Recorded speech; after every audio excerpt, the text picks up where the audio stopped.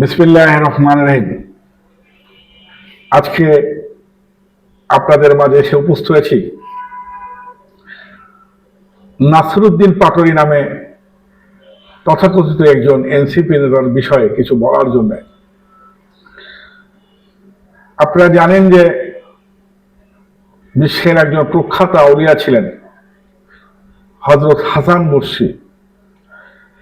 সম্ভবত তিনি বলেছিলেন, অর্থাৎ তার একজন শিষ্য তাকে জিজ্ঞাসা করেছিলেন যে গুরু, আদব শিখবো কার কাছ থেকে? তিনি বলেছিলেন যে বেয়াদবের কাছ থেকে আদব শিখবে।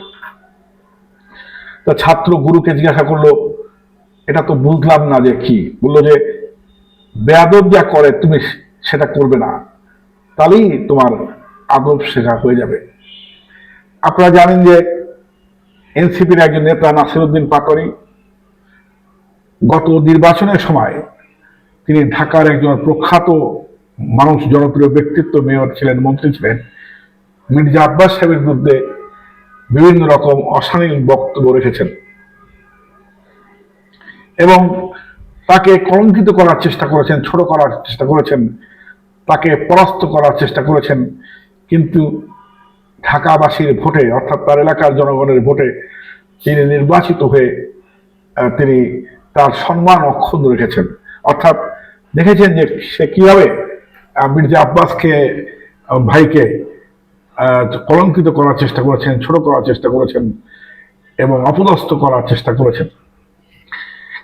কিন্তু নাসিরউদ্দিন পাটোয়ারী সেখানেই শেষ না।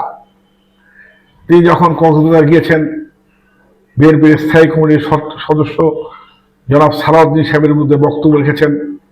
বিভিন্ন জায়গায় বিভিন্ন নেতা, জাতীয় নেতা, বিএনপির যারা, তাদের বিরুদ্ধে তিনি আক্রমণাত্মক বক্তব্য রাখছেন। কোনো বক্তব্য যদি সত্য হয়, কোনো বক্তব্য যদি প্রতিবাদের ভাষায়, নিঃসন্দেহে আমরা সেগুলোর জন্য প্রশংসা করব।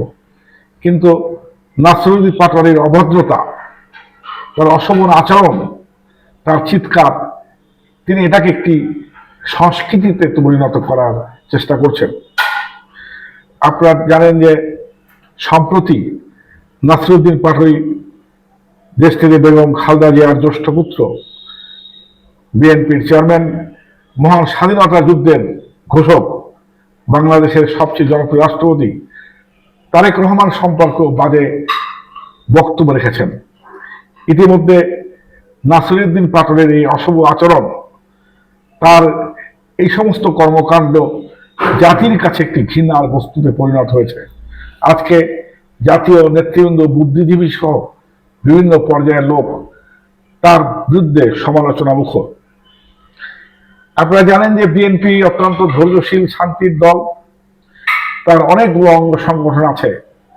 তারা কখনোই এই নাসিরউদ্দিন পাটোয়ারীকে কোথাও প্রতিরোধ করার চেষ্টা করে নাই। কিন্তু আমি মনে করি যে এনসিপি যেহেতু 24-এর ছাত্র আন্দোলনে একটি ভালো ভূমিকা পালন করেছে, তারা দেশ ও জাতির কাছে সামনে আগামী দিনে আরো সুন্দর সুন্দর কর্মসূচি নিয়ে তারা মানুষের মাঝে উপস্থিত হবে। এতে আমাদের কোনো আপত্তি নাই। তাদের কয়েকজন সংসদ সদস্য নির্বাচিত হয়েছে। আমরা আহ্বান জানাবো যে নাসিরউদ্দিন পাটোয়ারী কোত্থেকে এসেছেন, কোথা থেকে জন্মগ্রহণ করেছেন, তার বাবা মার পরিচয় আমি তুলে ধরবো না, কিন্তু তার নোংরা আচরণ, অসভ্য কথাবার্তায় প্রমাণ করে যিনি কোত্থেকে এসেছেন, কেন এসেছেন। আজকে খেয়াল করতে হবে যে মাত্র একটি সরকার 4 মাস এর বেশি হয়েছে, তাকে কিভাবে কলঙ্কিত করার জন্য, সমালোচনা করার জন্য, তাকে বিপদগ্রস্ত করার, বাধাগ্রস্ত করার জন্য সে কোনো বিদেশি এজেন্টের চুক্তি বাস্তবায়ন করছে কিনা বা তাদের কোনো প্রতিফলন ঘটাচ্ছে কিনা, সেই বিষয়ে সতর্ক থাকতে হবে। আমি মনে করি যে কথা বলার অধিকার সবাই আছে, যে কেউ কথা বলতে পারবে। নাসিরউদ্দিন পাটোয়ারী, বিএনপি সরকার আজকে ক্ষমতায়, যদি আপনি বিএনপি কোনো অন্যায় করে, অপরাধ করে, কোনো মন্ত্রী দুর্নীতি করে, কোনো জিনিসের আইন শৃঙ্খলা পরিস্থিতি অবনতি হয়, তাহলে আপনার দল সহ, আপনারা বিরোধী দল জামাত সহ সবাই কথা বলেন ন্যায়সঙ্গতভাবে, কিন্তু স্বাধীনতা যুদ্ধের ঘোষক শহীদ রাষ্ট্রপতি জিয়াউর রহমানকে কটূক্তি করে কথা বলবেন বাংলাদেশের সাধারণ মানুষ সেটা মেনে নেবে না। আমরা মনে করি যে বিএনপি অত্যন্ত ধৈর্যশীল দল, ভদ্র দল, এজন্য আপনার বিরুদ্ধে কোনো প্রতিরোধ গড়ে তুলছে না।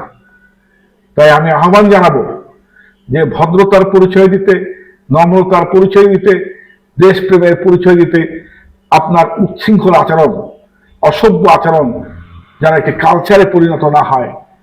বাংলাদেশের মানুষ যেন এনসিপির প্রতি বা নাসিরউদ্দিন পাটোয়ারির মতো দেখলে থুতু না ফেলে, সেদিকে দৃষ্টি রাখবেন। খোদা হাফেজ। বাংলাদেশ জিন্দাবাদ।